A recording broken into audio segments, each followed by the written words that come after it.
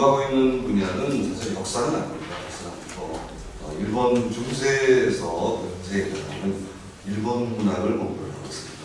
특히 일본 문학의 그들의 어떤 본질과 그들의 정점을 인도함으로써 과연 우리나라의 한국이 내세울 만한 이야기의 근거는 무엇일까라고 하는 데서 공부를 하고 있습니다. 우선 여러분께 예를 드는 동안에 여쭤보고 싶은 게 있어요. 딱 세 가지만 여쭤보고 싶은데 그 중에서 두 가지를 빼버리고 나머지 딱 한 가지만 여쭤보고자 합니다. 우선 한국의 이라고 할 때 가장 기념화시킬 수 있는 단어를 어떤 단어를 내세울 수 있겠습니까? 우리나라입니까? 이런 것이 한국의 미입니다라고 외국인 친구가 왔을 때 여러분 어떤 단어 넣어서 설명이 가능할까 여쭙고 싶습니다. 어떤 단어가 있을까요? 은근요? 은근 좋습니다. 은근하면 또 감춤의 문화인가요? 또 어떤 단어가 있습니까? 일반적으로 우리가 한국의 근대적 개념에 있어서 미학이라는 개념이 처음으로 들어온 것은 안타깝게 일본인에 의해서 수입이 됩니다. 그는 일본이면서 한국 또는 조선을 사랑한 특히 도자기를 관련한 우리나라 미술품에 대해서 조예가 있었다라고 하는 사람이 여러분 야나기 문혜연 씨라고 들어보신 적이 있을 겁니다. 우리말로는 유종열 씨라고 하거든요. 이 사람이 한국의 미를 딱 두 가지로 했는데 정리를 하고 있습니다. 일본의 미는 색의 미학이라고 일본이 무엇의 미학이라고 해요? 색이라고. 이 반면에 한국의 미학은 뭘로 합니까? 그건 뭐라고 말하겠습니까? 선이라고. 선이라고 했습니다. 여러분들 동의하십니까? 일본은 요새 한국은 일본이 선의 문화라고 보고 싶은 게 제 개인적인 사견입니다.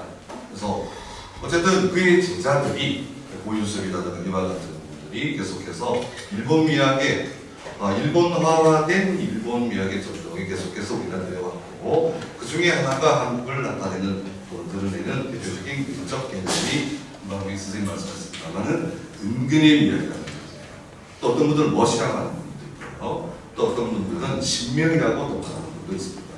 그러나 그런 것들은 전체적으로 보기에는 조금 함량 미달적인 분들이 있지는 않거든요. 왜냐하면 우리는 분명히 다른 분들의 색의 문화가 아닌가라는 생각을 하는 그 근거는 바로 일본이 선에 집착하고 있기 때문입니다.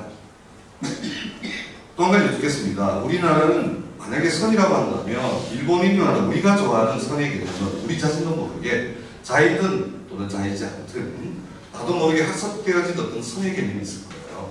한국은 직선보다는 어디에 점수를 많이 주고 있습니까? 곡선입니다.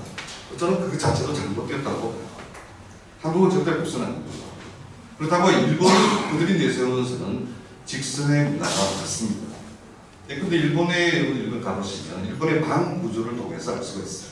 일본의 방 구조는 우리처럼 어떤 원돌의 개념이 아닌 그들의 방 구조는 어떠한 것으로 연결되어 있나요? 그렇죠. 다담이라고 하는 거죠. 그래서 그런 다담이는 철저하게 직선문화입니다. 그래서 곡선을 용납하지 않는 곡선을 철저히 배제한 그들만의 직선이에요. 그래서 이러한 직선이라고 하는 그들의 세계관까지도 반영을 하고 있다고 보시면 되는데요. 그렇다면 우리가 한국인 미학을 말할 때 곡선이라고 하는 것은 과연 어떠한 근거에서 출발한 것입니다. 물론 그것은 다분히 불교적인 영향이 많다고 봅니다. 우리 것이 아닌 종교적인 어떤 논리에 의해서 한국인은 곡선의 문화이고 그것은 곡선의 어떤 순환적 세계관에 종속될 수밖에 없는 것이 바로 한국의 미학이라고 1차적으로 규정한 사람이 바로 유종열 씨라고 볼 수가 있겠습니다. 그런데 그의 지난해 지금까지도 우리나라에 아주 설득력 있는 미학의 원리로서 지금도 작동을 하고 있습니다. 그래서 그런 것들이 지금 한국의 미학에서 어떤 중앙의 개념이라고 한다면 지방의 개념이라고 해서 중앙의 지금까지 어떤 개념이 아니라 하나의 연장선도 아니고 지방은 로컬리티로서 엄연히 존재해 왔다는 사실입니다. 그 로컬리티가 바로 우리 부산에 있어서의 바로 여기를 살다간 우리 선배님들, 오빠들, 형님들이 회장님 말씀하셨다시피 가장 우리의 부산의 부산다움을 말하는 사람이 바로 소통사 분들이었다고 볼 수 있겠습니다. 소통사는 철저히 선을 배격합니다. 그들의 통역 기법은 당연히 곡선을 나타내는 부분도 있지만 그곳에는 바로 그 통역 장치에는 반드시 색의 통역이 있었다는 것을 우선 여러분들이 말씀을 드리고 싶습니다. 그래서 우선 1차적으로는 색과 선의 개념을 우리나라의 미학, 즉 근대화된 미학으로 출발을 했습니다만, 그러나 그 근대 이전에 여기를 거쳐간 여기에서 활약한 여러 분들이 바로 문학이라고 하는 장르, 한국의 문학이 아니고 일본의 문학을 실제 수용함으로써 한일 관계의 단순한 외교 사조를 넘어서 우리의 아이덴티티를 정확하게 그들과 교류하고자 했었던 진정한 의미의 부산 사람들의 어떤 삶의 흔적들을 소통사와 같은 그분들의 흔적에서 한번 오늘 짧은 시간 내에서 더듬어 보고자 합니다. 우선 제가 한국부산에 투표를 한 논문과는 조금 그 제목이 달라졌는데요. 우선 동래부라고 하는 것은 맞습니다. 그 동래부는 여러분 아시다시피 당상관이 정사인 이른바 동래부를 맡고 있는 정상품의 외직입니다. 당상과 당하는 물론 다를 수도 있겠습니다만 그만큼 조선이라고 하는 나라 정치 체제에서 부산은 무시할 수 없는 국경이었어요. 지금 우리가 말하는 거는 부산의 기준으로는 다 같은 것 같아요. 그런데 어쨌든 그 동래부라고 하는 곳에서 벗어난 지역, 또 다른 자파니즈 타운의 형성입니다. 이런 물론 지리적으로, 국토적으로, 공간적으로 상당히 교통이 요지라고 볼 수 있는 곳이 바로 초량항이라고 했을 겁니다. 이것도 초량목이라고 하는데요. 이런 동래부 이후 동래부 주변에 있었던 이런 통역 세력이랄까요, 통역 집단에 의해서 활동한 그 지역 바운더리를 그 주인공들이 바로 외학을 담당한 역관이다. 그러니까 엄밀히 말하면 역관은 아닙니다. 그러니까 역관은 중앙에서 파견한 통역관입니다. 그래서 여기서 나고 여기서 실질적으로 프랙티컬 재패니즈를 익숙하게 습득한 사람은 바로 소통사라고 불리는 그들. 그들의 지금으로부터 가장 가까운 과거에 있었던 분이 우리 개성학교를 세우신 누가 계셨습니까? 박희종 선생님이시죠. 그죠? 그분이 바로 이 지역 출신의 가장 대표적인 친근한 형님이었고 오빠였다라고 볼 수가 있겠습니다. 어쨌든 전체 카테고리로 외학이라고 하는 학문이라고 하는 분은 그렇습니다만 어쨌든 외학을 전공으로 하는 역관 또는 소통사를 포함을 해서 이 외학 역관이 일본과의 교접에서 그들이 활동하는 것을 좁혀봤습니다. 다시 말하여 양반 사대부가 있었던 필당 장화와는 거리감은 일본의 노래입니다. 일본의 정육시가 세계에서 가장 짧은 형태의 문수를 가지고 있는 일본 시를 뭐라고 합니까? 하이쿠. 하이쿠 하면 너무 유명한 사람 기억입니다. 마츠오 바시오 마츠오 바시오는 우리나라에서는 제가 개인적으로 아는 시인이겠습니다만 류시오라는 이분이 저한테 전화가 왔어요. 어떻게 번역하는지. 그래서 번역을 해드렸습니다. 오래된 연못, 개구리 때문에 물소리 틈. 아주 짧게 575라고 하는 가장 짧은 호흡 안에 시형을 만들어내고 있습니다. 짧은 시형은 우리가 이혜령 선생님의 일본을 나타낼 때 축소지향이라는 표현을 쓰고 있습니다. 축소지향. 그래서 일본이 과연 축소지향인가 하는 것도 100%는 맞지는 않습니다. 어쨌든 지향적이라는 말에 사실 포인트는 있겠습니다만 어쨌든 동래부와 그 외학역관을 통틀어서 저는 서민이라고 볼 수 있습니다. 서민. 그 서민들이 활동한 문학이라는 개념인데요. 소량과 외관과 부산과의 관계, 이 삼각관계를 통해서 한번 들어보도록 하겠습니다. 특히 통신사를 수용했었던 이른바 외교사진을 참가했었던 분들을 통해서 그들의 문화관으로 세계관을 하나하나씩 살펴보겠습니다. 우선 목차는 제 논문하고 똑같이 이렇게 나타냈었어요. 첫 번째, 두 번째 보시면 통신사의 여관이라는 개념으로 이들에 의해서 나타난 일본어 및 일본어 단어 어떤 식으로 전개가 되는가. 또 세 번째는 통신사 여관이 일본 시가문화의 대표적으로 어떤 분들이 활약을 했었는가. 세 분 정도를 소개를 하도록 하겠습니다. 그 다음에 우리 부산의 위치를 어떤 좋은 자료가 있다. 보통 우리가 지도를 보면은 부산의 공간선 합니다. 동서남북을 보일 때 부산은 동쪽, 남쪽, 동남쪽이 제일 끝자락에 있습니다. 맞습니까? 근데 이것을 역발상에 의해서 만약에 바로 한양에서 바라봤다면 우리 부산은 어느 지역입니까? 끄트머리의 끄트머리, 변경의 변경입니다. 도저히 있을 수가 없어요. 그래서 과거에 조선에 보면은 경상좌돈이 경상우돈이라는 걸 쓰잖아요. 그것은 왕의 입장에서 봤을 때 우도와 좌도를 가지고 있잖아요. 그래서 부산을 곱게 보지는 않았던 것 같아요. 자, 그래서 이러한 물론 21세기가 다시 한국을 역으로 이렇게 보는 시각도 있습니다만 당시의 조선의 개념은 일본과의 가장 접점에 있었던 국경의 개념으로 그것은 틀림없는 것 같습니다. 바로 여기에 국경의 사회이 어떻게 활동했는가를 살펴보도록 할게요. 우선 통신사와 문비문이라는 것입니다. 보통 외경문학을 보통 사행문학이라고 합니다. 그래서 이거 일반 조선 통신사라고 하는 것은 한국에서 조선에서 부르는 호칭은 아닙니다. 조선 통신사는 일본 막배에서 부르는 정확하게는 그냥 통신사입니다.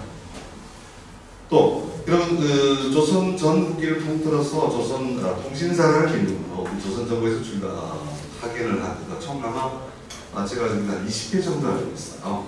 전쟁을 중심으로 해서 조선 전기는 한 8건인가 그 이유는 20회 정도 18, 12회입니다. 이렇게 알고 있습니다. 여기서 이제 구별해야 될 게 사인이냐 행자라고 하는 것을 조금 분리를 해서 이해를 하시는 게 더 좋으실 것 같습니다. 사라고 하면은 그 파견 대상이 바로 막부입니다. 오늘 도쿄가 있는 예도까지 조금 더 관광하면 일거라고 하죠. 도요토미 도쿄 이에야스가 잠들어까지 가요. 그런데 철저하게 배마도만 왔다 갔다 하는 것을 바로 문민행이라고 이 둘을 묶어서 사행문학이라고 합니다. 그래서 우리가 동네부사가 정상품에 비었듯이 통신사를 가장 수장이 역시 마찬가지로 정상품의 당상관이다 라고 보시면 되는데 문희행의 정석은 역관입니다. 좀 다르죠.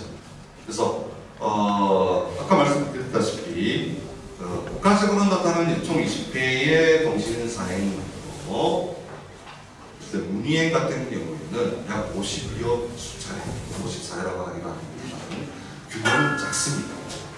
통신사에는 대체적으로 300여 명에서 약 500명 정도의 약 6개월에 걸칩니다.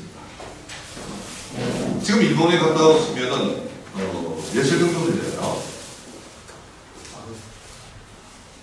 일본의 관광 상품은 며칠짜리 상품이 없습니까? 한 3박 4일 넘어가면 어때요? 화가 납니다. 먹는 거에 냄새가 여러분 민족을 구별하는 것이 딱 첫 번째가 언어와 두 번째가 음식에서 민족이 구별돼요. 그 3일째는 참하죠. 조선의 국가에서. 근데 언제부터 분노하기 시작합니다. 4일째부터 분노. 일주일 되면 미쳐요. 보는 데는 어떻게 됩니까? 갑니다. 집에 갑니다. 안 가요. 에도까지 안 갑니다. 안 가고 조선 통치사의 태반은 어디에 남습니까? 오사카에 나니와라는 지역에 거기서 실무만 맡은 분들이 정예 부대만 에도까지 도쿄까지 가고 그들이 올 때까지 계속해서 오사카 주변을 체제를 했다라고 보시면 됩니다. 그래서 통신사와 문행은 이렇게 다르다라고 하는 것을 조금 아시고요. 그래서 문희행은 대마도주를 위로합니다. 대마도주가 참근교대라는 표현을 봐요. 참근교대. 어려운 표현이죠. 글자라고 하면은 어떤 뜻입니까? 누구를 만나러 가는 참근. 일본의 장군은 오로지 한 사람입니다. 그렇죠. 쇼군 한 사람. 임시직이죠. 이 쇼군을 만나러 가는 거다. 쇼군은 대외적으로 일본 국왕이. 그래서 우리는 통신사는 대외이지만 우리는 우리의 몇 배에 해당하는 일본에서 우리나라에 보내요. 그때는 아마 일본 국왕사라고 표현했습니다. 그런데 에도의 장군은 일본 각지의 여러 정치 조직을 번이라고 씁니다. 울타리 번자를 씁니다. 그 번들이 반드시 뭡니까? 일정 기간 모든 원근 영주들이 어디를 갔다 와야 돼요? 에도를 가야 돼요. 여러분 일본에 한번 자기 혼자 서울에 왔다 갔다 일본에 갔다 와도 돈이 얼마나 듭니까? 적어도 KTX만 타더라도 왔다 갔다 해도 얼마 들어요? 3만 원 정도 갔다 올 수 있습니까? 적어도 한 사람이 왔다 갔다 하는데 근데 여기는 우리 통신사보다 인원이 더 많아요. 작아도 500명입니다. 한 번에서. 그래서 모든 것 60여 개 번에서 에도에 모여요. 에도에 모이니까 사람이 많이 다니면 뭐가 돼요? 길이 되고요. 그러니까 먹고 사야 되죠. 먹고 사야 될 뭐가 생길 수밖에 없어요. 숙박업이 생겨요. 그래서 새롭게 만든 숙박업이다라고 동경 가시면 신주구라는 게 있어요. 신주구. 그러니까 당연히 돈이 유통이 되죠. 그 돈을 만지는 것을 또는 화폐를 생산하고 금화폐가 되는 거예요. 금화제도니까 들어가서는 긴자라고 들어보셨을 거예요. 그렇죠? 이게 다 도쿄의 제일 마지막 작이 큰 일본교라는 다리가 있어요. 여러분 미혼파시로 거기가 종점이 하고 있습니다. 자, 그래서 엄청난 뭡니까? 부담으로 다가온 게 바로 뭐였다는 거예요? 참근교대예요. 육지 같으면 그래도 나아요. 근데 대마도죠. 또 못하고 가야 돼요. 일본인들이 대마도에 여행을 많이 옵니까? 굉장히 비싸요. 여기 우리는 얼마에 왔다 갔다 해요? 우리는 아래급 뿌리듯이 바로 뭡니까? 아침에 금방 왔다 갔다 할 수 있는 데가 바로 뭡니까? 대마도인데 일본은 굉장한 웬만한 마음 가지지 않으면 올 수가 없는 것입니다. 그럼에도 불구하고 갔다 와야 돼요. 그를 위로하는 게 바로 누구다? 정사는 양반 안 보냅니다. 누구 보냅니까? 주민역관이 정사가 됩니다. 그래서 문위행이라고 해요. 또는 장군의 경화나 숙직을 여축하는, 또 왔다 갔다 하잖아요. 고생하셨습니다 라고 하여 그를 위로하는 행사가 있어요. 그것을 역시 문위행이 남다릅니다. 아까 미달 말씀하셨죠. 그르스하게 조선을 여러분들 포장한 외교관들 사절은 통신사가 맞습니다.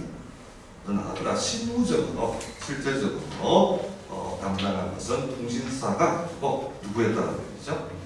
문위행사라고 보시면 될 것 같아요. 자, 그렇다면 이분들의 신분이 뭐냐라고 하는 걸 나올 수가 있습니다. 바로 크게 보면 뭡니까?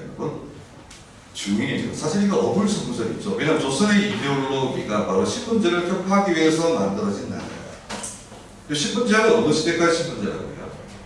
고려까지죠. 고려는 귀족의 나라였어요. 모든 권력이나 명예가 세습발을 쓰는 계층을 귀족이라고 해요. 그러니까 조선은 귀족이 아닙니다.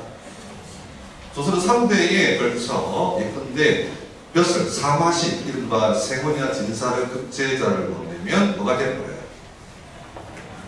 강균이다. 아무리 왕족이라도 뭐가 됩니까? 강균. 똑같은 전주시 왕족 아닙니다. 양반하는 왕족도 전주시도 있고요. 그렇지 강등된 전주시도 있다. 그대로 조선 초기에 유명한 변계량이라고 하는 대단한 분이에요. 대단한 학자시죠.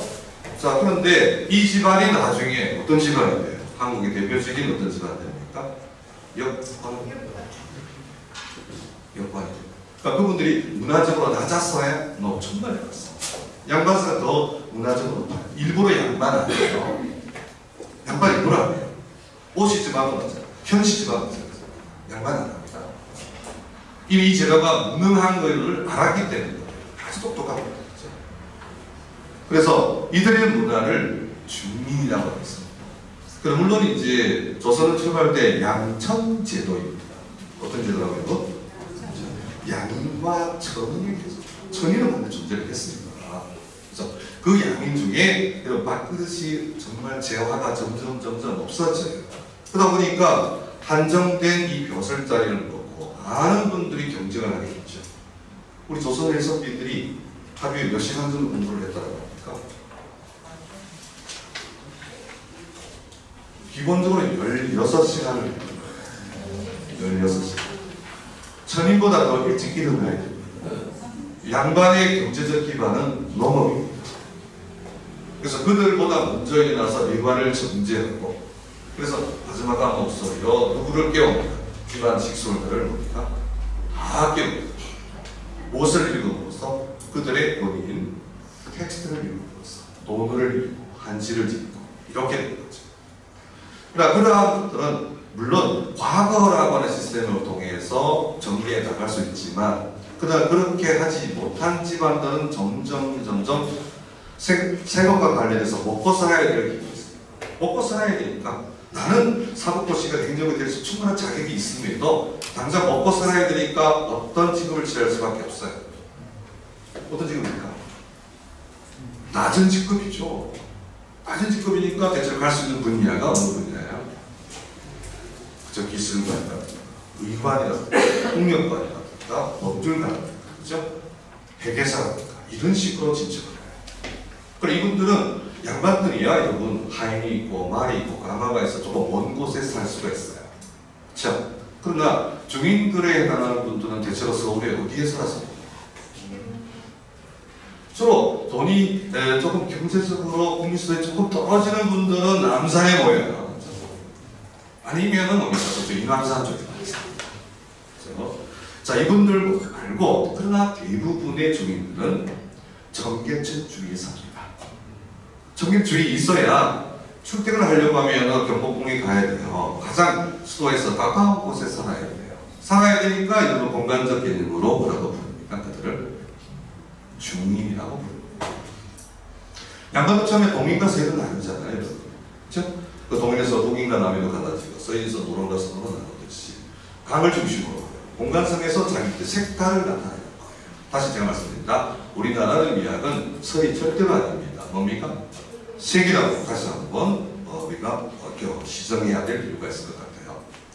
그럼 어쨌든 이들은 타자 인간의 다운타운에 살아요. 여항이라는 곳입니다. 거리입니다. 거리 한자를 가지고. 그래서 이러한 거리에서 사람들이 살아있는 그들과 살아있는 사람들의 만남을 공간을 가지는 공간, 그 공간은 여항이라고 하는 거예요. 이 여항에 모였던 사람들이 대체적으로 중인이 많고 천민이 많고 오픈했습니다. 그래서 그들의 문학을 뭐라고 하자랍니까? 여항 문학이라고. 다른 것은 한시문을 중심으로 하고 그 전제 조건은 어디까지나 한시문이었다는 겁니다. 이러한 여항 문화의 저항감을 느낀 사람들이 바로 우리 부산에서 같은 중인이라 할지라도 중인에게 대접을 못 받아요. 아니죠. 양반에게만 못 받는 게 아니라 같은 중인에서도 비밀리는 경계로 변경으로 비밀리는 분들이 바로 통역관이었다고 볼 수 있겠습니다. 조금 더 구체적으로 말씀드리면은 과거 조선 전기 같으면 양반 사대부 문학이었다는 거예요. 즉 문학의 주체의 개념입니다. 그 이후의 개념은 중인과 도민의 개념으로 그 주체가 이동되었다고 볼 수가 있겠네요. 특히 우리 부산을 중심으로 하여 외학 역관으로 참여해서 물론 100%는 아닙니다만 우리가 현존적인 우리 역관부터 출발을 했습니다만 그들이 일본의 정형시인 와카라고 해요. 와카. 그리고 중국의 노래를 뭐라고 부릅니까? 중국적 질서관의 중국의 노래는 시라고 합니다. 그래서 특히 한자라고 하는 문자 언어 단문에 의해서 그들의 노래는 시라고 합니다. 즉 한시라고 합니다. 그러나 그 주변의 개념은 시를 붙일 수가 없습니다. 그 주변은 전부 다 뭐를 붙여야 가라고 주세요. 우리 신라의 노래는 뭐라고 합니까? 말을 풀으면 어떻게 돼요? 이거 첫 노래입니다. 시골 노래입니다. 또 도시 노래가 아니다. 그 도시에서 세련되고 탈락한 주변이다라고 보는 그들의 시선이에요. 일본 역시도 마찬가지입니다. 일본은 자기네 민족 이름을 뭐라고 불러요? 우리는 무슨 민족이라고 불러요? 한족. 한족도 좋습니다만 대체적으로 배달 민족이라고 하잖아요. 밝은 민족, 그죠? 또는 색깔로 보면은 밝음이에요. 지금 또 색이 나왔단 말이에요. 밝음이에요. 또는 한배다. 어머니가 뭐다? 어머니가 같다. 한배에서 나온 자식이다. 라고 해서 배달 민족이라고 쓰기도 합니다. 자, 그런데 일본은 야마토. 2차 대전 때 이런 기억나십니까? 일본 최대 군함 이름이 바로 뭡니까? 야마토. 한자를 어떻게 쓰고 있어요? 화 앞에 큰 대자를 써요. 근데 쓰고 읽을 때는요? 야마토라고. 근데 야마토가 대하고 아무런 관계가 없습니다. 사실 야마토는 순수 일본어로는 산 사람이라는 뜻이에요. 산에 있는 사람. 바다가. 여러분 일본은 지형적으로 섬입니다. 섬. 혹시 여러분 일본의 신화를 읽어보신지, 신들의 이야기나 신화를 읽으신 적이 있을까요? 여러분 일본 신화의 시초가 기억이 나십니까? 대단합니다. 아마테라스. 한자는 천조어 대신이라고 해요. 하늘에서 땅을 비친 뒤에 큰 신이다라고 아마테라스 오미카미다. 아마테라스 오미카미의 동생이 두 사람 나옵니다. 달세계를 관장하는 그 신이 누구죠? 스쿠요노미코토가 있어요. 스쿠요노미코토. 그 다음 한국과 가장 관계가 있는 신이 지금 시마네에서 대신으로 모셔요. 스사노 오노미코토가 있어요. 근데 이 세 신의 아버지 어머니가 이사나기노미코토, 이사나기노미코토. 이 두 신이부터 성을 가져요. 즉 남성성과 여성성을 가져요. 그 위에 5명의 신은 성이 없습니다. 성이 없습니다. 성이 없고 남성이 여성이 됩니다. 근데 이 두 신에서 일본은 마침내 아이를 낳습니다. 그 아이가 바로 뭡니까? 일본이라는 땅입니다. 근데 아이가 그때 불구자를 낳아요. 걔는 자식으로 인정하지 않아요. 갈대비 되어서 날려보게. 얘는 오리지널 낳은 섬이 바로 지금 부산에서 보이는 어떤 섬입니까? 대만도. 대만하고 신이 나타나고 그렇게 믿는 거죠. 그들의 신을 믿는 거죠. 그래서 최초로 오하카를 지은 사람이 바로 신입니다. 신. 스사노노 미코토라는 사람이 처음으로 뭘 지었다 이 말입니다. 이 말은 일본의 역사는 예수로 시작됐다고 볼 수가 있습니다. 안타깝게 제가 우리나라 신화를 다시 살펴봤어요. 물론 정사는 아니고 야사인 이현 스님의 어떤 텍스트입니까? 삼국 유사입니다. 잃어버린 이야기를 묶었어요. 너무나 안타까웠어요. 어쨌든 그게 보면 단군 신화가 나옵니다. 맞습니까? 단군 신화의 스토리는 너무나 잘 아셔야 돼요. 스토리는 대체로 어떻습니까? 하늘에서 첫째 아들도 아닌 몇째 아들이 나와요. 서자라고 나와요. 서자. 그 과거 문헌에서 서자라고 하면 첫째 자식이 아니면 다 여러 서자니까 헌우의 자식이 아니고 둘째 자식이라고 보시면 돼요. 자, 이분이 바로 여러분 아시다시피 누구랑 결혼을 해요. 하늘과 땅의 만남이에요. 마치 그리스의 가이아 만남이에요. 그 땅의 만남에 마지막 두 명의 노미네이트가 되죠. 그죠? 누가 마지막으로 옵니까? 그죠? 그녀가 아직까지 선물을 가지고 있지는 않습니다. 저희 젠더 자체를 가지고 있지 않습니다. 어쨌든 베어와 그다음 뭡니까? 타이거. 베어와 타이거 합시다. 그래서 누가 최후의 승자가 돼요? 베어. 업이 되었습니까? 그건 알겠습니까? 그렇죠. 근데 어쨌든 여기서 스토리가 저는 어디로 출발하느냐면 제가 주목하는 것은 여러분 곰이라든가 타이거는 우리가 원시 신앙 중에서 어떠한 신념체계인가요? 토테미즘. 사실은 토테미즘과 애니미즘하고는 다르잖아요. 물활론이라고 모든 게 정령이 있다라고 보는 거는 지금 일본의 신사입니다. 신사예요. 그 사자가 토지이지 사자거든요. 또 그것을 모리라고 읽어요. 일본은 숲입니다. 숲. 일본은 깊은 숲에서 누가 반드시 산다라고 해요. 신들이 산다라고 해요. 신들이에요. 신들이. 인간보다 못난 신들도 많아요. 무려 인간이 800만의 신이 있습니다. 지금도 신들이 있자고 확대 재생산되는 것이 일본입니다. 이 마이크도 신이 될 수 있는 나라예요. 나라의 유명한 목욕산에 따라가면 이게 바로 신물이 되는 거예요. 이팔린 컴퓨터도 뭡니까? 신물이 됐습니다. 그런데 이렇게 확대 재생산된 일본인 하면 우리나라의 제가 신화를 살펴봤더니 여기는 지독하게 처절한 어떤 토테미즘이 남아있더라고요.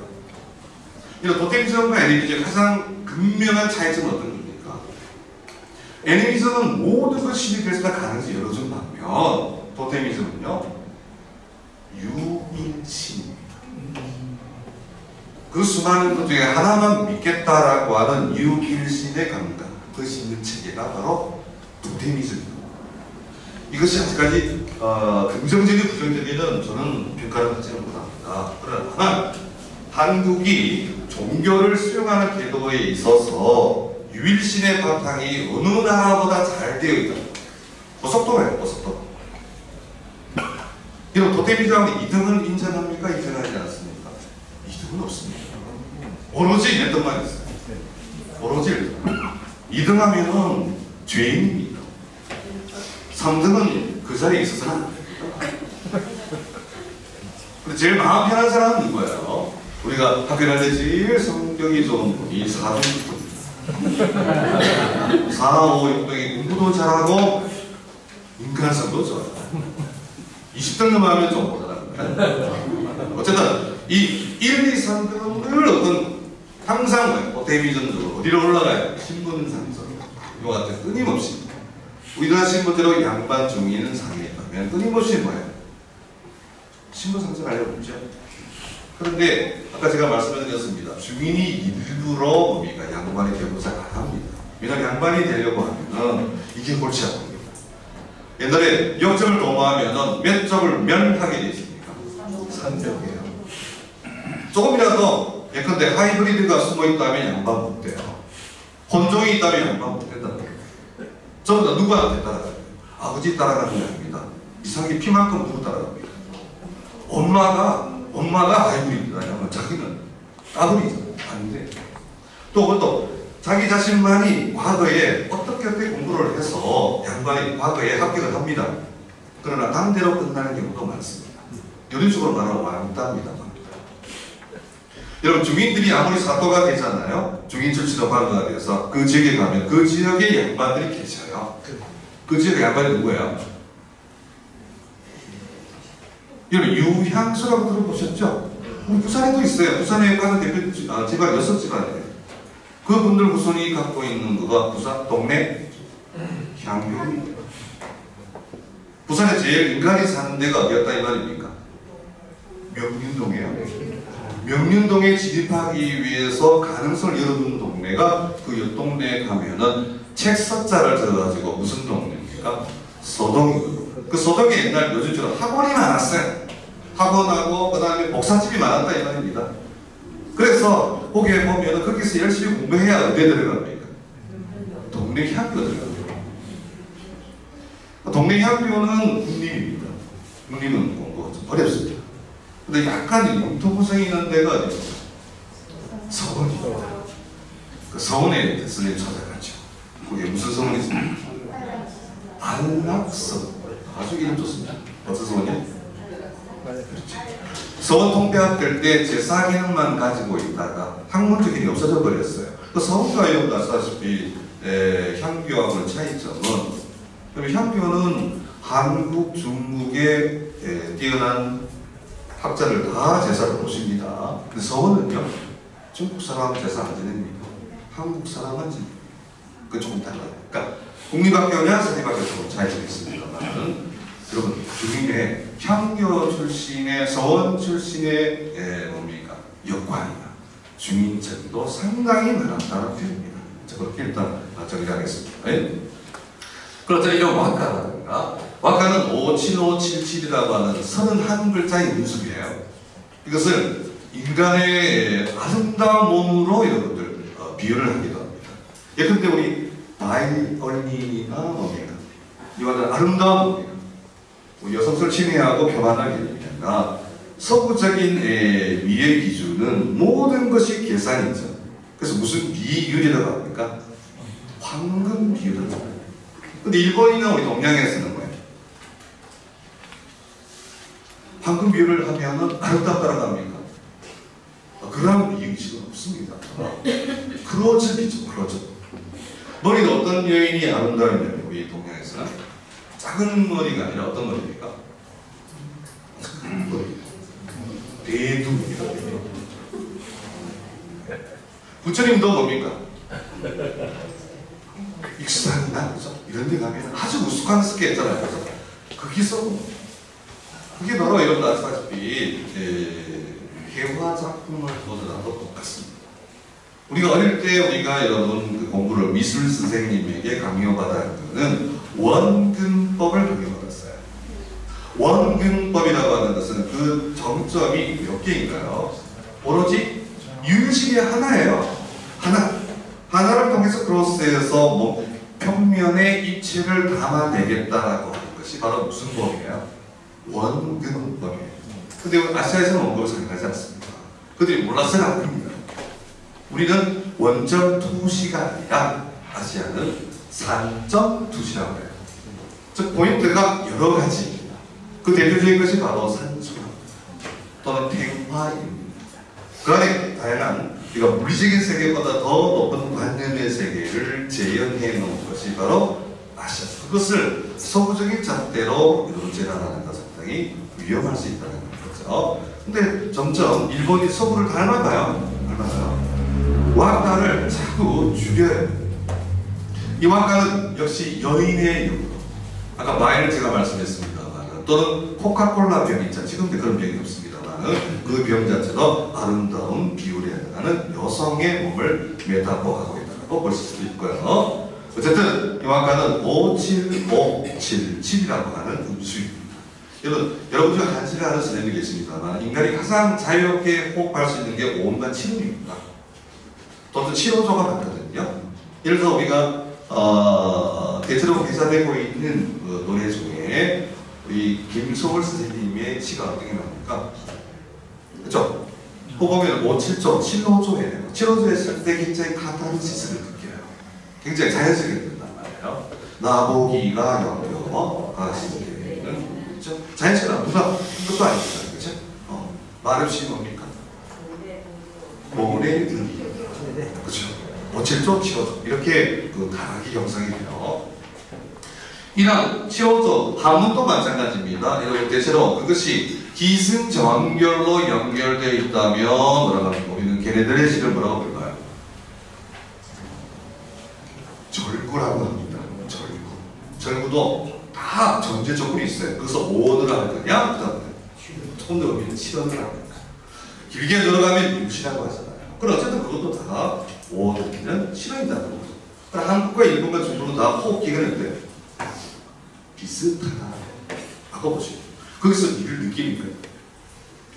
그래서 일본은 또 특이하게 서구처럼 닮아 있어요. 이런 57577에서 또 줄여요. 축소지향으로 나가요. 그 단위를 77이라는 그 단위를 줄여서 세계에서 가장 짧은 형태 17글자로 형성된 노래를 뭐라고 부릅니까? 하이쿠라고 부릅니다. 근데 안타깝게 이 하이라고 하는 것은 한자를 보시면 어떤 배자입니까? 그리고 글자를 보시면 사람이 아닌 거예요. 사람이 아니잖아요. 사람이 아니니까 뭐예요? 광대예요. 광대 배자예요. 근데 이 광대, 이 배자는 우리가 연극이나 다를 나타냅니다. 그렇죠? 연극의 대표적인 등장인물을 배우라고 해요. 근데 이 배자라고 하는 것은 바로 희극을 나타냅니다. 희극적 요소를 나타내는 그런 액터를 배라고 합니다. 이에 대해서 비극적 요소를 나타내는 사람을 우라고 넉넉한 우, 뛰어난 우자잖아요. 그래서 두 자를 묶어서 뭐라고 합니다? 배우라고 합니다. 물론 이런 가곡기라는 말도 들어보시고 서부에서도 마찬가지예요. 서부 그리스에도 마찬가지예요. 배우의 역할은 뭐예요? 오늘날 TV의 역할과 똑같다는 보시면 됩니다. 저녁을 먹고 그날에 있었던 일을 그리스나 로마인들은 어디에서 상연을 했습니까? 어디에서 합니까? 그죠? 원형 극장에서 가요. 그날에 있었던 모든 일들을 누구를 통해서 접하게 됩니다. 배우들에 의해서 접하게 됩니다. 그러면 그들에 의해서 만들어낸 이론이 정립이 되고 또 새롭게 이것을 조금 더 효과적으로 전달하기 위해서는 철저한 텍스트가 필요하게 됩니다. 그래서 그들은 일찌감치 미라고 하는 데서 집착을 하게 됩니다. 그래서 혹여 제가 여러분들 다시 말씀드리면 아름다움이라고 하는 것은 사실은 이걸 정의한 사람은 아리스토텔레스 없나요? 누구라고요? 미가 뭐냐? 라고 했을 때 그가 한 말 중에 하나가 바로 미라고 하는 것은 감정적 카타르시스라고. 다시 미라 어떤 말이라고 했어요? 감정에서 나타나는 카타르시스입니다. 카타르시스 지금도 여러 개 포상이 돼요. 어떻게 이제 번역이 됩니까? 카타르시스 하면 정화다. 근데 정화라고 하면 여러분들 이렇게 가슴이 옵니까? 너무 멋있는 말이 되어버렸어요. 여러분 우리가 살아있다라고 하는 것은 다른 말로 신진대사라고 합니다. 들어간 게 있으면 반드시 뭐 하지 않아요? 배출하지 않아요. 근데 배출에 문제가 생기는 우리가 몸이나 현상을 뭐라고 볼까요? 변비입니다. 변비가 내 변비에 걸리면 모든 세상이 어떻게 보여요? 맛있는 게 느껴집니까? 괴롭잖아요. 이 변비가 해소되는 순간 어떻습니까? 화장실에 가서 그 변비가 친구 오빠가 요즘에 많이 나오더라고요. 그 나가는 그 순간은 뭐라고 부르잖아요. 그걸 카타르시스. 의학 용어였습니다. 미학 용어 아닙니다. 왜냐하면 아리스토텔레스의 아버지가 바로 직업이 뭐였습니까? 그 당시에 정대받는 분이란 말이에요. 의사였습니다. 어릴 때도 반기업 결정도 많은 의사를 봐왔어요. 거기서 이러한 일을 설명하기 위해서 아리스토텔레스 오빠가 많은 고민을 했겠죠. 이거다라고 무릎을 쳤겠죠. 그 단어가 바로 뭡니까? 카타르시스라고 보고 있습니다. 그러나 그 미는 그 대상의 아름다움을 추구하는 학문이 아닙니다. 그 대상이 아름답다라고 여기는 수용하는 인간의 태도고 인간의 시선을 공부를 하는 게 바로 미학입니다. 그래서 원근법을 보든 오늘날의 모든 체제가 다 무너졌잖아요. 과거의 르네상스 이후에 우리가 만들었던 것을 새롭게 보고 비벼보고 훔쳐보고 엿보고 이런 식으로 다양하게 접근을 하지 않습니까? 그 대상은 가만히 있어요. 가만히 있지만 그것을 바라보는 우리 시선이 달라져 왔다는 거예요. 그게 의미를 두자라고 하는 거죠. 우리도 마찬가지예요. 역할의 개념이라고 하는 거와 소통사의 동사의 개념이라고 지금까지 우리가 어리든 자이든 우리는 한국의 역사에서 특히 부산이라고 하는 이곳에서 발행한 분들을 우리는 사실은 포장된 것으로만 즉 창밖에 있는 사실로 받아왔다는 거죠. 그래서 이들은 끊임없이 외국 문화에 대해서 수용하고자 했었다. 그들의 문화의 본질은 어떤 겁니까? 바로 와카와 하이쿠를 수용했다라고 보실 수가 있거든요. 자, 여러분 처음 영어 공부하실 때 어떤 텍스트를 통해서 공부를 하셨나요? 중학교에서 고등학교 올라갔을 때 맨 처음에는 조금 젊으십니다. 조금 더 올라가시면 뭡니까? 성문입니다. 성문이요. 그렇죠. 누구나가 마치 성경처럼 성문 뭐야? 기본. 정상. 공상대에서 그렇죠? 정성문. 성문 기본과 핵심과 그다음입니다. 종합. 맞습니까? 그 텍스트가 맞는지도 안 맞는지도 모르고 그냥 받았습니다. 그냥 삼켰어요. 일본어도 마찬가지입니다. 일본어는 몰라요. 그래서 텍스트로 만들어진 게 이거예요. 자, 무슨 텍스트입니까? 처음으로 만든 거예요. 우리나라 말로 기역, 니은, 디귿에 해당하는 것이 ABC 송에 해당하는 것이 바로 일본에서는 이로하라고 의미는 없습니다. 그 ABC의 개념입니다. 이 책이 언제 만들어졌습니까? 아주 연도 외우기 쉽습니다. 뭡니까? 1400? 1490이나니까 어느 오빠가 생각합니까? 콜럼버스가 기억납니다. 콜럼버스가 아주 욕심이 많았어요. 삐꼈습니다. 그래서 콜럼버스가 어때서 스페인 국왕이 땅 하나 줍니다. 어느 나라 줍니까? 이미 이 멕시코 위에는 땅이 없어요. 그래서 너 가져라 라고 해요. 나라가 콜롬비아입니다. 지금 어떤 나라가 있어요?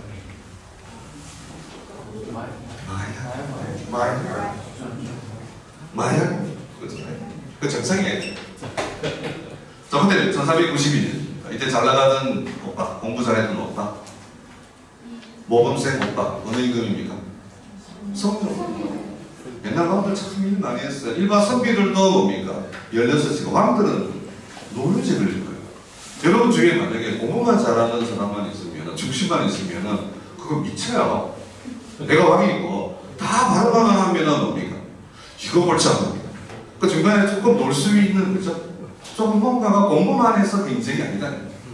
조금 왕에게 야동이 있는데요? 마마 어떠실까? 이렇게 소통시켜줄 수 있는 시간도 있어야 된다. 그럼 어쨌든 우리가 처음으로 텍스트를 만든 임금이 어느 임금이 시켰다라고 합니까? 성종입니다. 이건 아주 간단한 시대, 너무 간단한 거. 전체 22장밖에 안 됩니다. 근데 4장까지는 뭐야? 너무 수준이 낮아요. 좀 일일이 뭐 달아줬다 이 말입니까? 복음을 달아줬어요. 그럼 국어적으로는 굉장하죠. 국어적으로. 야, 이 당시 15세기 말을 할 수가 있잖아. 15세기 말을 가장 잘 할 수 있는 것이 경상도. 경상도는 김치라고 발음하는 분도 있습니다만 어떻게 발음합니까? 김치보다는 조금 더 지난 친구들 사이에서는 김치. 참지름 거죠. 딜지름도 아니에요. 덜지름이라고. 김치찌개. 그죠? 이런 식의 15세기 발음이 그대로 나오고 그대로 화석화되어 있는 것이 바로 여기서 발견할 수가 있다. 특이하게 이때는 경기도만 아니에요. 경상도 지역에 많이 나왔어요. 특이하죠. 그 뒤에는 바로 뭡니까? 각각의 비즈니스문이라든가 구체적인 용례가 바로 1492년에 이렇게 간행이 됐다. 그때 첫 번째 텍스트 이름이 바로 뭡니까? 이로하다라고 보시면 됩니다. 자, 그 다음 명실상부한 텍스트라운 텍스트가 바로 이런 우리나라 학자들이 많은 분들이 연구를 하는 텍스트예요. 바로 뭡니까? 일본말에 척배신 거라고 합니다만 척배 신은 그러니까 새로운 말이 다르죠? 그 척배니까 뭡니까? 빨리 말을 그렇죠? 하이라이트 속성 이 말입니다. 우리도 수학 문제 볼 때 우리 속성하잖아요. 속성으로 빨리 마스터하는 책이란 말이에요. 그렇죠? 그래서 한국인들은 참 빨리빨리 좋아합니다. 책 이름도 바로 봐요. 돼지국밥집 가면 어떻습니까? 들어가자마자 그렇죠? 주인도 손가락 넣어주더라고요. 안 뜨고 싶어요. 그거예요. 첫 배신은. 자, 근데 이 작가가 상당히 재밌어요. 작가가 이름이 뭡니까? 강무성이랍니다. 우리 보통 보는 강시가 있죠? 편안한 강자를 써요. 그죠? 보통 진주의 공명 출신의 장군께서 그 후손들이 우리 진영, 진주 그쪽 강자를 다룹니다. 자, 이분이 임진왜란 때 납치를 합니다. 쉽게 말해서 포로가 돼요. 포로가 되어서 오늘날 어디에 살았냐면 국거에 살았습니다. 그 당시에 일본에 뭡니까? 에도로 가기 전에 일본 전년 수도는 어디입니까? 교토잖아요. 여러분 일본의 가장 편하게 살아오자 헤이견스다. 평안시대가 바로 서기 794년 1185년까지입니다. 에도로 간 것은 1603년부터 1867년까지입니다. 그러니까 그 이전에 예컨대 일본을 쥐락펴락한 곳은 어디 말이 오리지널 표준이었다 이거예요. 교토 말, 교토 오사카 말이에요. 적어왔는데 이게 책을 잘 만들었어요. 만들었는데 이 발음 자체가 요즘으로 보면은 어디 말이다? 동경 표준어가 아니고 어디 말이다 이거. 강사의 관서다. 왜냐면 새롭게 떠오른 도시가 어디예요? 새롭게 일본의 국왕이 일본의 장군이 도시가 어디입니까? 에도잖아요. 에도 말을 쓰는 거죠. 관사의 말은 안 맞다. 그죠? 그런데 우리나라의 역관 관리들은 텍스트 자체가 바로 뭐예요? 관사의, 근데 교토 말 자체는 우리는 일본의 정토로 알고 있다. 너네들이 잘못했다. 하고 뭐라? 마치 성문 기본 들고 하버드 대학 가서 이거 틀렸잖아. 이게 우리 거야. 라고 하는 거 하더라고요. 그게 있대요. 그래서 한숨을 하기 시작하죠. 그래서 저는 첫 페이지에 뭐라고 합니까? 위기라는 말을 쓰겠습니다. 위기를 쓰고요. 이른바 언어담론의 주관과 변경이라는 말을 쓰고 있는데 조선어 뭡니까? 너네들이 왔을 때 반드시 어느 말을 써야 된다. 배워라. 부산 말 배워서는 안 돼? 어디 말을 배워라라고. 자, 일본인들 여기 많이 나와. 조선도 더 많이 와요. 그러니까 얘네들이 우리말 오르려고 우리 인사도까지 봐야 된단 말이에요. 그죠? 이거 대구 올라갈 때 경부 외관 있죠? 그거 좀 쉬고 다시 했어 서울로 가야 돼요. 그럼 그때까지 어디 말을 알아야 돼요? 조선어도 말할 때 반드시 한양어를 알아라는 거예요. 그쵸? 근데 우리는 뭐예요? 그럼 일본인도 요구를 하는 거예요. 교토 말을 하지 말고 어디 말을 하라고 해요? 에도 말을 해라. 여기서 충돌이 일어나는 거야. 아니야, 텍스트는 정확해. 여기서 이해를 못하겠다. 라고 하는 그런 기록들이 많이 나옵니다. 이 말은 지방에 대한, 지방 언어 담론에 대한 태도와 전시와 이러한 것들을 우리가 살펴볼 수가 있겠습니다. 특히 대마도 하면은 대마도의 가장 대표적인 학자 내지는 정치가 여러분 아라이 하쿠세키와 가장 경쟁자 있었던 사람이에요. 동생 한국식 유건과 일복을 입은 사람입니다. 이 사람의 이름이 뭡니까? 아메노모리 호슈. 상당히 어렵죠? 우림 방주라는 사람이에요. 아메노모리 호슈. 이 사람하고 우리나라가 대표 양반 사대비 신유한이라는 대표적으로 대동이니까 진짜 대단한 사람입니다. 이 두 사람 사이에 이분은 우리 조선을 잘했어요. 근데 신유한은 이거를 안 합니다. 안 하고 오로지 뭘로 했다 이 말입니까? 피땀으로.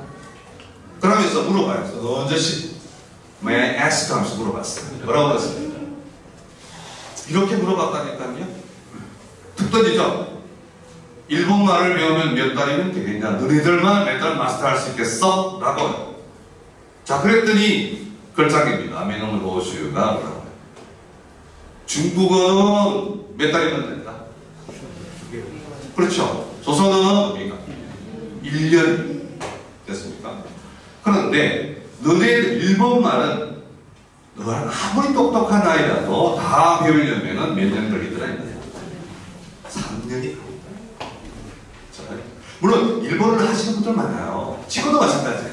얼마나 텍스트 좋습니까? 일본어 처음이라 쉬운 듯 해요. 근데 하면은 일본어가 어떻게 됩니까? 어려워지. 너무너무 어려워지. 그거는 일본인하고 한국인이 저 사이 같지 않다는 거가 증명돼요. 무슨 말이냐면 과거 도레인이 일본어 많이 건너갔어요. 그럼 당연히 우리 할아버지의 DNA를 갖겠죠.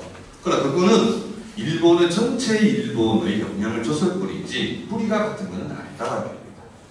외국어예요. 그래서 이렇게 방향을 일으켰다라는 정도로 보시고요. 그 다음에 제가 말씀드린 역관하고 동사의 개념을 또 볼게요. 역관의 하위 개념입니다. 이분들은 실제로 역과에 입격을 했는지 안 했는지도 모를 정도로 다시 말하면 중앙에서 오리지널로 사여원이라는 관청 소속이면은 뭐다 이 말입니까? 역관이에요. 역관. 여러분 제가 여쭙겠습니다. 여러분 역관하면은 사여원에 입학할 수 있는 사람이 몇 명 정도 되었을까요? 물론 국가에서 다 지원해 줍니다. 물론 몽고도 있었고 여진호도 있었고 그렇죠? 또는 여진호 청나라 안 주었잖아요. 그 다음에 여러 언어가 있었습니다만은 대부분 한 언어당 많아봐야 10명이에요. 많아. 그러니까 전국 수재 중에 10명 정도만 어디에 들어가서 자격이 있었다 이 말입니까? 사여원에 들어가서. 올라면 쉽게 말하여 뭡니까? 통영 대학원에 그죠? 어릴 때부터. 그럼에도 불구하고 졸업을 하더라도 뭡니까? 양반에 대해서 뭡니까? 그렇죠? 한품입니다. 아무리 올라가봐야 그 이상 올라갈 수 없는 입장입니다. 그래서 이분들이 통신사 수행 나갈 때 얼마나 괴롭겠습니까? 돈도 안 된다 이 말입니다. 서울에서 당시 부산 내려오려고 하면 얼마나 걸려요? 돈 많은 사람들이야 못 타고 내려오면 됩니다. 소나타 타고 내려오면 됩니다.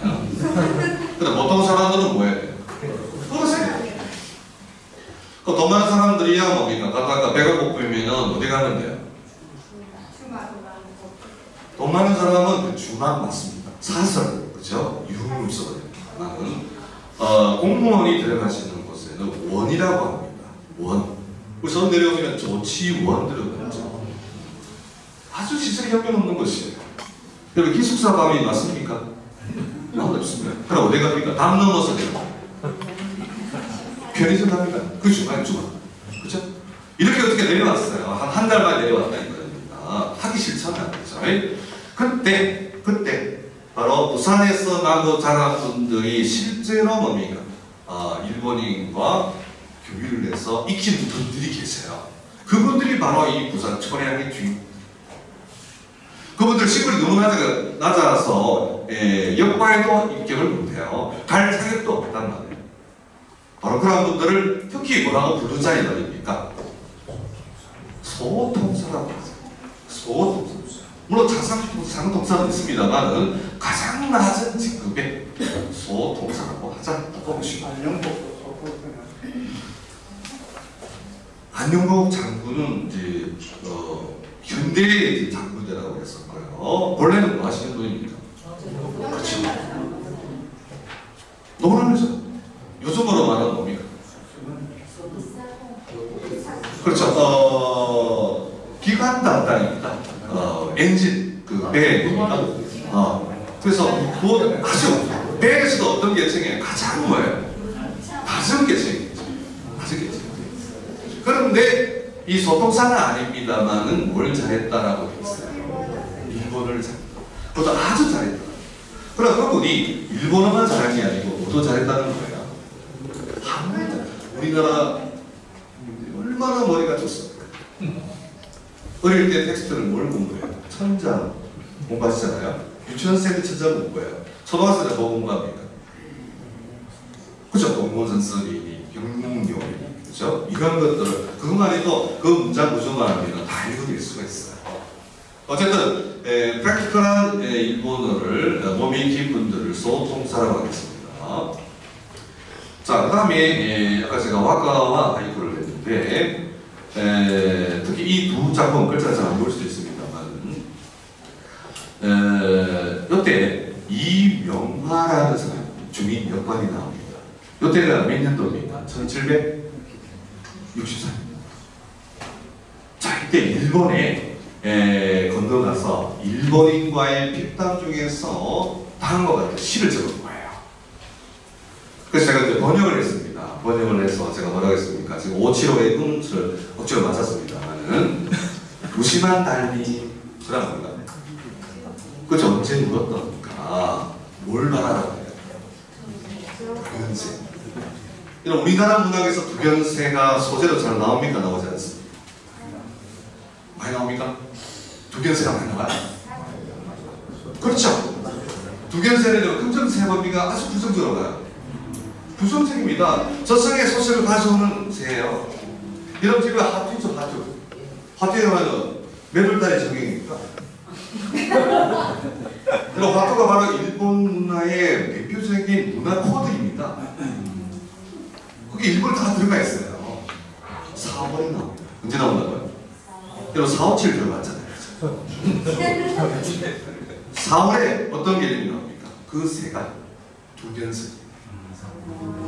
그 다음에 쌀이 아닙니다. 이게 등나무입니다. 등나무. 거꾸로 보셔야 돼요. 드리워져 있는 거예요. 우리는 밑에 대결이 있는데 원래 오리지널은 드리워져 있는 거예요. 사람의 가장 마을에 가장 가까운 곳에서 잠깐 저승 소식을 전하는 림 소식을 전하는 그 매개체가 바로 뭡니까? 두견세. 여러분 청나라의 대표적인 아무나 황제 이야기 다 두견세예요. 그렇죠? 그렇죠. 맞습니다. 축하합니다. 그래서 이런 두견세라고 하는 것을 바로 봅니다. 이렇게 물론 이 사람의 신 아닙니다. 이 정도의 예컨대 다키노 효스이라는 사람 작품을 명화라는 사람이 알고 있더라 이거예요. 이 텍스트 알고 있다는 거죠.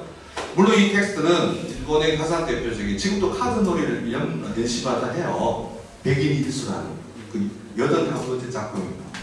여기에 또 이렇게 나옵니다. 이건 제가 또 번역을 했습니다만은 두견세 소리를 들었더니 마음이 어떻다 이 말입니까? 쿵당쿵당해요. 뒤돌아보니 뭡니까? 이 두견세는 온데감이 없더라. 그러면 남아있는 건 뭐밖에 없죠? 저 차가운 딸만 저한테 들려있다. 그렇습니다. 그래서 이 역시 좌대신이라는 사람이 지어졌고요.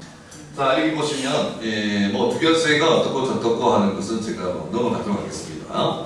아까 아메노리노 호시우가 가장 정적인 사람이에요. 아메노 호시우는 가장 낮은 직급이 있었어요. 부산과 원하는 일본적 요관입니다. 그러나 요즘으로 말하면 국무총리에 해당하는 사람이 누구였다 이 말입니까? 아라이 하쿠세.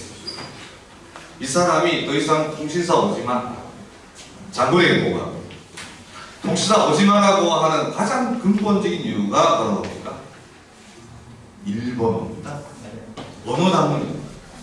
얘네들 우리하고 이렇게 했었는데 일본시 하나도 모르더라 이거. 그것을 직접 말 안 하고 자기가 아는 지인에게 편지를 적어요. 적은 내용이 이거예요. 뭐라고 합니까? 지금까지 교회가 있었습니다만 뭘 하나도 모르더라 이거니까. 왁다 하나도 모르더라. 자, 이것은 철저하게 알아주세요. 오해입니다. 오해. 바로 그 왁다 누가 지었냐? 바로 우리나라 소통사 역관 개천에서 했다. 그 아무리 많은 사제들이 적어도 하나도 어필 안 됐고 누구에 의해서 안 됐을까요? 바로 역관이야 소통사 여러 선배님이었다. 자, 기록에서는 이 사람 나옵니다. 게린만록이라는 작품에 특이하게 두 사람의 작가다. 한 사람 청나라 사람 별 중요한 게 없습니다. 또 한 사람은 한국인이 나와요. 이 한국인 나오면 지금 발각하게 된 것은 크게 의미가 없습니다. 잘못된 오타일 수도 있습니다. 근데 그 밑에라는 거예요. 그 밑에 보면은 이렇게 뭔가를 몰라도 뭡니까? 뭐라고 되어 있습니까? 히라가나 가타카나 무시하면 돼요. 그 한자만 봐도 됩니다. 이런 노래가 있다. 그죠? 한인 있습니다. 그죠? 한인이 뭐였다 이 말입니까? 선 발부다. 내가 이것을 저장한다. 내가 지금까지 가지고 있다 이 말이죠. 그죠? 됐습니다. 이것은 어땠다? 경사입니다. 경사. 그죠? 그러니까 실제 서정보다는 서경에 해당한다라고 하는 거죠. 서경시다라고 하는 것을 아래 두 수에 나타나고 있다. 그러니까 본격적으로 가장 대표적인 시간은 여러분 너무나 잘 아는 중인 역관입니다. 이 현씨 집안 대단한 집안입니다. 이 집안의 현덕연이라고 여러분 현덕연이라는 분 잘 아시잖아요. 현덕이라는 분은 중기부를 잘했어요. 근데 그 남동생이 바로 누구다 현덕연이 이분입니다. 이분이 바로 외학 군도로 오셨어요. 오셔서 바로 너무나 유명하신 자, 읽어보실까요? 뭡니까? 물론 번역 제가 했습니다. 내일이면 또 의심과 다다실지 알 수 없거늘 법과의 이별이라 내가 아시기만 합니다. 마치 여러분들 고려 때 정지상이라고 하는 시 생각합니다. 대동강에서 친구라는 이별한테 그죠? 그런 장면이 생각납니다만 바로 이 정도 시를 지었다라고 하는 것은 바로 뭐다 이거예요? 일본 최초의 여러분 3대 시가집이 있어요. 여러분 아시나 한번 들어보셨습니다. 한번 못 들어보셨습니까? 마요집입니다. 일반간의 세상 모든 사건이에요. 그래서 엽이라고 하는 게 시입니다. 세상의 모든 시를 뭐했다? 모아놓은 시를 자기 개인 돈을 했어요. 오토모니아 까먹지않아서 개인 돈 내가지고 한 거가 바로 마요집. 국가 프로젝트를 만든 게 바로 900원인의 승리인데 뭡니까? 고금 화가집입니다. 그래서 일본의 가장 근본적인 콘텐츠가 고금입니다. 지금을 평가를 하려고 하면 어디로 다시 거슬러 가요? 옛날로 다시 말하면 지금 잘하는 신입사원이 오면 반대짝을 지어주는 사람이 누굽니까? 그 조직의 선배입니다. 잘하시죠. 그래서 이게 항상 모금이에요. 지금 일본이 인공위성을 세우는 수업에도 불구하고 일본은 신사에 가서 뭡니까? 비서 기원하죠. 이와 같은 것들이 바로 고킹와다시 고금화가집에서 나는 것입니다. 또 이것을 그냥 두지 않습니다. 1200년 다시 한번 이것을 재해석합니다. 중세, 이른바 중세입니다. 그 중세가 바로 뭡니까? 신공집 지금 나타났습니다만, 그럼 어쨌든 8개의 모습에서 하지다이슈. 아까 우리 회장님께서 오늘 4월이지만 꽃이 만만하다. 또 꽃에 대해서 예컨대 일본인들은 마이오시우 시대에는 꽃이 만발하는 걸 좋아해요. 그래서 점수 많이 줍니다. 그러나 고금집 좀 내려오면은 꽃은 지는 꽃에 점수를 줘요. 어떤 꽃에 점수를 줘요? 지는 꽃이 막 지기 시작해요. 근데 중세가 되면은 꽃이라는 것은 지기 위한 것이다. 그 운명 자체가. 그래서 여러분들 벚꽃은 위로 이렇게 꽃이 펴 있나요? 밑을 보고 있나요? 밑으로 가요. 밑으로. 나는 꽃을 위로 보잖아요. 그 순간을 즐기는 거예요. 그럼 마치 그것이 떨어지면 뭐가 막 흩날리는 것처럼 될 거예요. 눈이 흩날리는 것처럼. 그래서 인생을 다시 한번 나를 살펴볼 수 있는 그 순간, 그것을 일본에는 화견이라고 합니다. 꽃눈이라고 합니다. 그 순간에 자신의 어떤 지금의 뭔가가 잘 되든 뭔가가 잘못되든 나를 돌아볼 수 있는 그 시간을 가지고 있습니다. 오죽하면은 일본의 마요슈이야 일본은 식물적 세계관이라고 해요. 무슨 세계관이요? 일본은 모든 아름다움을 식물에 비유합니다. 웬만한 일본인의 성씨는 전부 다 뭡니까? 식물에서 따라와요. 우리는 아까 전부 다 중국식을 써요. 중국식 성과, 그 다음 뭡니까? 마치 유럽의 알파벳을 써서 뭡니까? 이름을 만드는 거 똑같아요. 예컨대 존이라고, 영어식은 존이지만 예컨대 뭡니까? 독일어 번호로 나가면 용으로 발음한다. 그렇죠? 또 헨리도 마찬가지죠. 헨리도, 그렇죠? 영어식은 헨리지만 불어권에서는 앙리라고 한다. 그렇죠? 똑같은 알파벳을 공유하듯이 아직까지는 우리나라는 여전히 뭡니까? 중국식의 이름과 성질을 쓰고 있는 반면 일본인이 일찌감치 서민화하는 제도, 즉 세파레이트 되기 때문에 일본 자체의 마치 자연사 박물관처럼 만들어낸 것이 바로 마이오슈, 만엽집이다. 이런 전통을 양반 사대부가 안 것이 아니라 누구였다 이 말입니까? 이분들이 왜 이 책을 몰랐겠어요? 그죠? 그다음 그것을 표면화시킨 최초의 사람이 누구냐면 서울에서 우리 부산 외학군도로 있었고 수행했었던 가장 대표적인 역관의 한 사람이 바로 누구다 이 말입니까?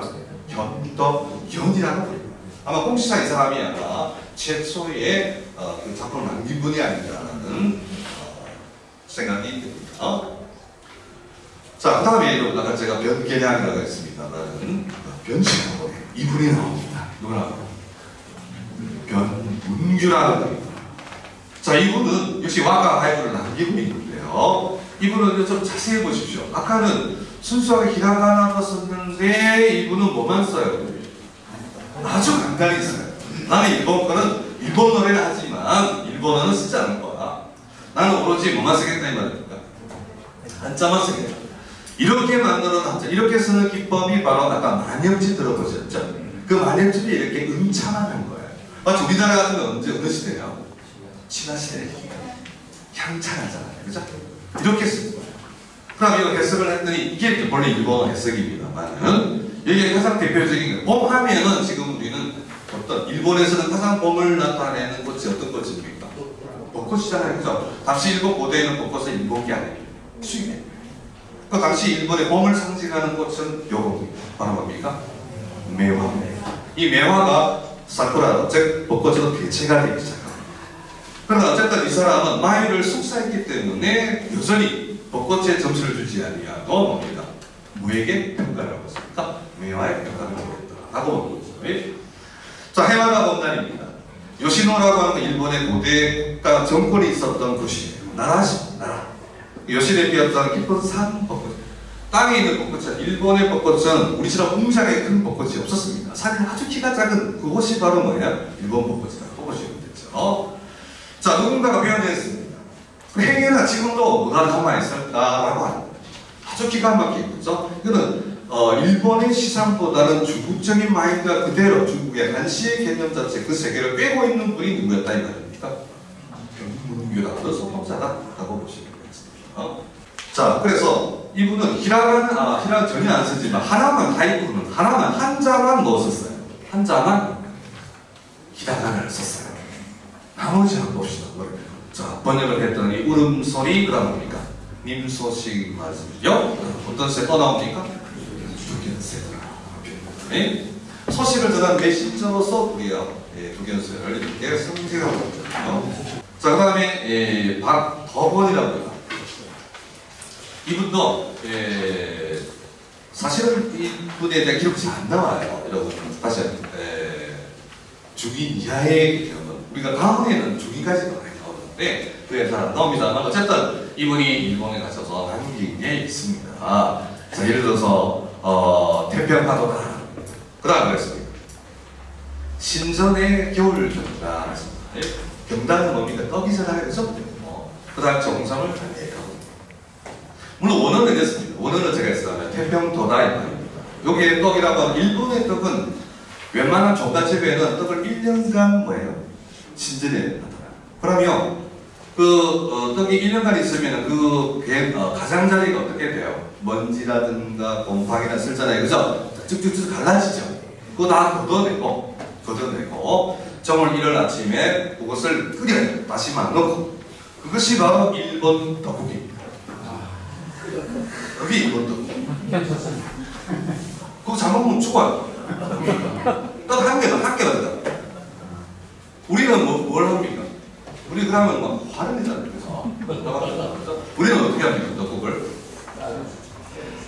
원래 옛날에는 양반가에는 떡가래를 동그랗게 그대로 직선으로 동그랗게 자르는 게 양반가의 떡국입니다. 그 밑에는 저거예요.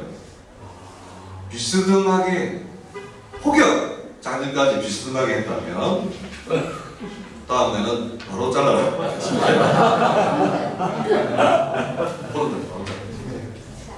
자, 거기에 바로 정월 경단이 있다고 보시면 이 정도의 몸이가 예컨대 경함을 갖췄다라고 하면 대단하잖아요. 자, 일본의 승려가 바로 이 사람 뜻을 놀려요. 이렇게 뭐라고 놀렸습니까? 하이코로스 이렇게. 자, 번역했죠. 육미였구나. 그 다음 돌을 닦는 승리 앞에 여인의 모습, 족자의 그림이 다 그려져 있고. 자, 여러분들 스님을 파괴시킨 우리나라 대표적인 뭡니까? 한국파탈 누굽니까? 황진이. 그죠? 황진이가 어느 선생님을 파괴시켰어요? 누굴? 무슨 선사입니까? 서경대 선생님은 전문까지 못했습니다.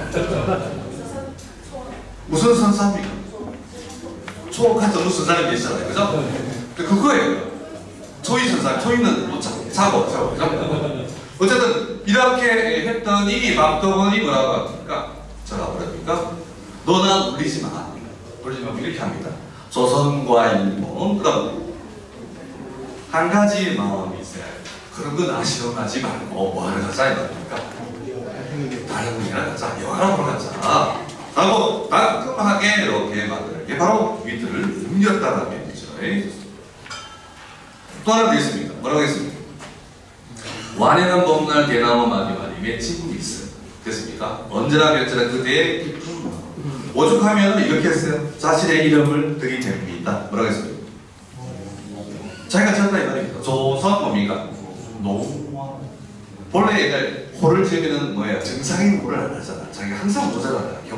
겸진하잖아요. 조선에서는 이 말도 못하는 내가 이쪽으로 지었는데 다른 사람이 오면 하물며 너네들보다 나보다 훨씬 잘 지었다 라고 하는 의미로 이렇게 적고 있죠. 그러니까 제일 마지막에 소개해드릴 분이 바로 누굽니까? 아주 유리 조경환 선생님입니다. 자, 이분은 이렇게 나타나고 있어요. 자, 번역만 보시면 됩니다. 바르타는 것을 자, 가지를 내밀는데 어떻게 내밀었습니까? 한껏 내밀었어요. 이거는 일본식 이런 표현 안 씁니다. 일본은 감춤의 문화예요. 힘이 있어도 뭡니까? 감춰요. 특히 제일 감추는 게 남편이 아내에게 뭘 감춥니까? 비상금 감춰. 절대로 안 감춰. 절대로. 죽을 때까지 안 해요. 죽고 나서 안 나요. 그 아내가 뭐합니까? 울잖아요. 자, 가지 한국 내밀고 그 다음 뭡니까? 달리민데 이태백이 생각납니다. 누가 생각납니까? 오래된 달리민. 일본에는 이러한 시상이 착상이 있을 수가 없어요. 또 하나 더 합시다. 이거는 그야말로 신규된 작품이에요. 일본에는 어머니를 기리는 시는 많습니다. 하는데 누구를 그려요? 아버지 나오는 시 하나도 없습니다. 근데 우리나라 이 조경환 선생님께서 뭘 했다 이 말입니까? 하이브로 아버지 얼굴, 아버지는 뭘 지켜주더라 이 말입니까? 가을을 지켜줍니다. 뭐가 되었어 이 말입니까? 저 들판에 있는 허수아비는 누구다 이 말입니까? 그쵸? 너 아버지 뭐 하시는 게 아니고 뭡니까? 허수아비가 됐을 만큼 뭡니까? 이런 부정이 없어요. 우리는 기근이 들면은 자식이 자기의 몸을 상하게 해서 부모님을 뭐하는 기록이 나옵니까? 공양을 하죠. 일본은 부모가 자식을 죽여요. 배가 고프잖아요, 그죠? 그럼 죽여요. 절벽에서 떨어져 죽여요. 또 하인이 주인을 죽여요. 그 대표적인 게 여러분 아쿠다가와 미유노스케라는 작가가 만든 여러분 라시오몽이라는 작품이 나옵니다. 그 작품을 구로사와 아키라 감독이 영화화시키죠. 그래서 동양의 최초로 뭡니까? 베니스 영화제에서 방금 사자성을 맞잖아요. 그 작품이 바로 일본적인 뭐예요? 단미주의.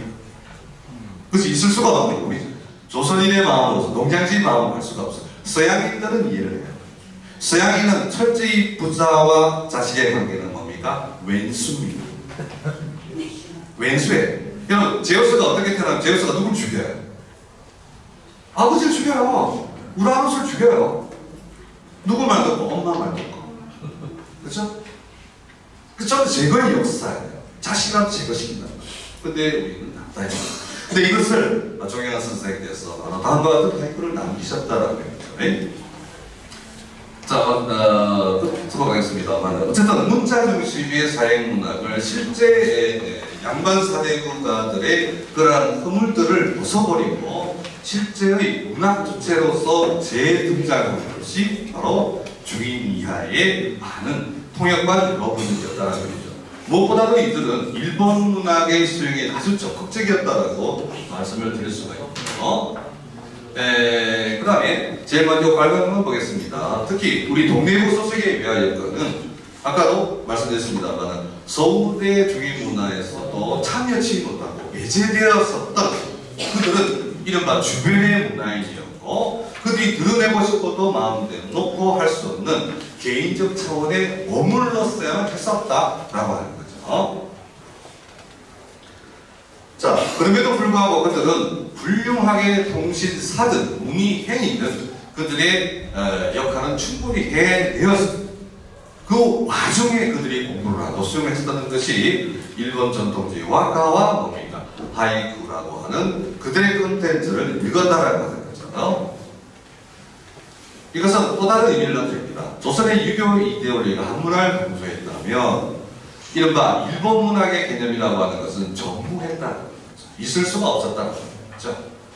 됐습니까? 그래서 외학역관이 그들이 가졌던, 그들이 또 보유하고 있었던 문학관이랄까요? 그래서 의도치 않는 어떤 문학이었다는 거입니까? 숨김을 강요당한 문학이었고요. 또 이러한 은폐라는 것은 마침내 어디에서 꽃을 피우게 됩니다. 많은 현지의 일본인들과 교류해서 당신의 교양이라고 하는 것이 드러나게 되고 재현되었다라고 하는 데 의미를 둘 수가 있겠습니다. 자, 그렇다면 기존의 동시다 문학의 주체를 양반 사대부에서 이제는 새로운 시선으로서 부산에서 활동한 소통사를 중심으로 해서 그러한 짓을 시정해야 될 필요가 있지 않을까라는 생각을 해봅니다. 자, 이것은 제일 마지막으로 단순한 우리가 통역 장치로서만 우리가 봐왔었던 그들의 아이덴티티 자체를, 그 정책 자체를 이라면서 과감하게 탈피를 해서 그들은 국제적인 감각에서 일본의 시각을 적극 수용을 함으로써 그들과, 즉 일본과 조선과의 근본적인 관계의 개선에 노력을 다 했었던, 또는 관계의 망에 있어서 지속적인 또는 지대한 역할을 했었던 세력이고, 그야말로 국제적 감각과 이른바 문화인으로서 재평가가 되어야 된다라고 하는 것을 말씀드리며 두서없이 진행되도록 말씀하시도록 하겠습니다.